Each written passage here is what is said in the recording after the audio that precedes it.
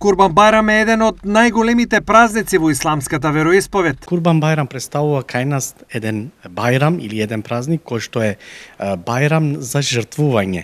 Овде жртвувањето или зборот, самиот збор курбан значи доближување до Бога, доближување до Аллах, а ние кај во овој празник се доближуваме со тоа што се жртвуваат животни, а тоа животно треба да биде со одредени услови, треба да има одредени години, одредена возраст за да може да се заколи и да биде прифатено како курбан. Традицијата за Курбан Байрам продолжува, а обичаите се следни. Една од материјалните вредности на овој празник е тоа што овој курбан кој што се коли треба да биде поделено на неколку дела, а препорачано од нашата вера е да се дели на 3 дела. Едниот дел да се остави за домашните, за себе, вториот дел да се даде на комшиите, на пријателите, на блиските.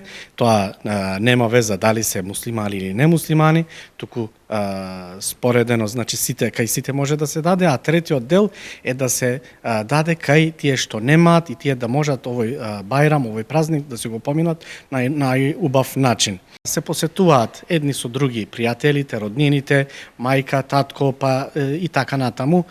Децата шетаат од куќа во куќа и на тој начин се поминува овој бајрам. Овој бајрам, за разлика од другиот, ни трае 4 дена. Курбан Байрам ги обединува муслиманите. Ова е една од основните пораки на овој празник. Курбан Байрам ги обединува муслиманите на тој начин.